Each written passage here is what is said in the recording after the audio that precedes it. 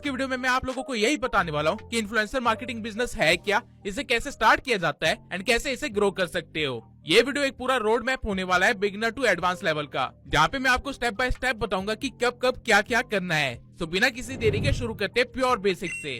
What is influencer marketing?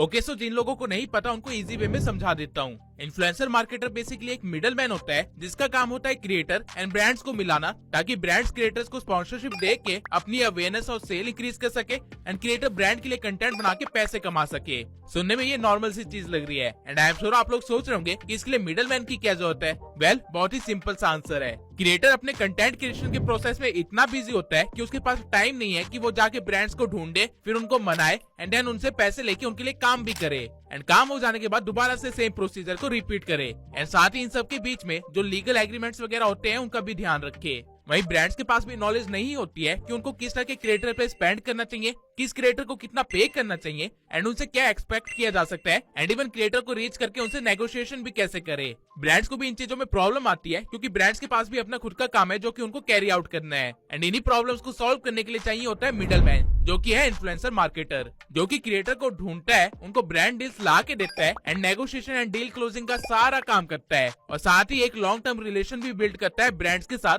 And influencers के बीच, ताकि दोनों का म्यूचुअल बेनिफिट हो। और इन सब के बीच में इन्फ्लुएंसर मार्केटर अपना कमीशन लेता है। एक इन्फ्लुएंसर मार्केटर अलग अलग स्टेजेस पे अलग अलग वे में कमीशन लेता है। अगर आप एक सोलो इन्फ्लुएंसर मार्केटर हो, यानी कि जो कि अकेले काम कर रहा है, जिसकी कोई पास क्रेडिबिलिटी नहीं है और ना ही कोई ट्रैक है, तो आप कंपनी से कमीशन चार्ज नहीं कर सकते हो, आपको क्रिएटर से ही कमीशन लेना पड़ेगा। लेकिन अगर आप एक एजेंसी स्टार्ट कर लेते हो इन्फ्लुएंसर मार्केटिंग की एंड आपके पास पास क्रेडिबिलिटी भी है, तो आप डायरेक्टली ब्रांड से पूरा कैंपेन का पैसा एक बार में ले सकते हो एंड देन इन्फ्लुएंसर्स को थोड़ा थोड़ा बांट के अपना मोटा कमीशन बचा सकते हो। ये चीज B2B कैटेगरी के अंदर आ जाएगी, जो कि मैं वीडियो में आगे सिखाऊंगा, लेकिन मैं प्योर बेसिक से कवर करते हुए आगे बढ़ूंगा। यानी कि आप लोग एज अ सिंगल पर्सन कैसे ये काम कर सकते हो, मैं आपको पहले ये सिखाऊंगा। How to start. Influencer marketing start करने के लिए आपको 5 स्टेप्स को फॉलो करना पड़ेगा, जिसमें से सबसे पहला स्टेप है चूजिंग एन इंडस्ट्री। अगर आज आपको कोई फैशन इंडस्ट्री का ब्रांड मिल जाए तो आप उसकी डील टेक वाले बंदे से नहीं करवा सकते हैं, जस्ट बिकॉज वो टेक वाला क्रिएटर आपकी पहचान में है। और आप ये भी नहीं कर सकते कि जल्दी से कोई फैशन वाला क्रिएटर ले आता हूँ एंड बाद में दोबारा से टेक वाले के लिए काम कर लूंगा।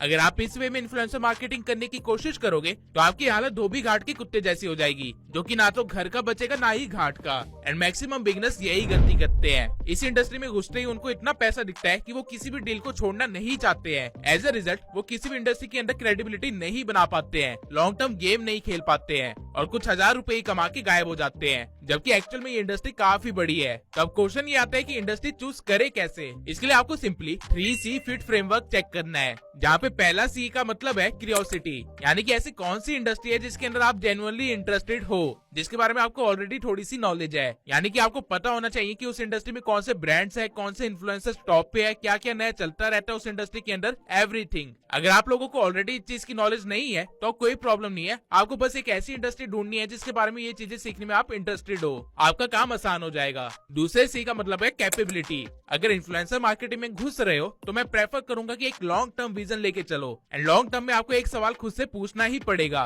कि जिस इंडस्ट्री को आपने चूज किया है, यहाँ पे ब्रांड्स को या इन्फ्लुएंसर्स को आप ऐसा क्या प्रोवाइड कर सकते हो जो इनके पास नहीं है। ये इन्फॉर्मेशन हो सकती है, डाटा हो सकता है, मार्केटिंग टेक्निक्स हो सकती है या कुछ भी हो सकता है, लेकिन ये लॉन्ग टर्म गेम के लिए जरूरी है। बिगिनिंग स्टेज में ऑब्वियसली आपके पास इसका आंसर नहीं होगा, तो अभी के लिए आप इसे इग्नोर कर सकते हो, लेकिन अगर एक लॉन्ग टर्म प्लानिंग कर रहे हो तो इस बारे में जरूर सोचना। तीसरा C है कमर्शियल वैल्यू।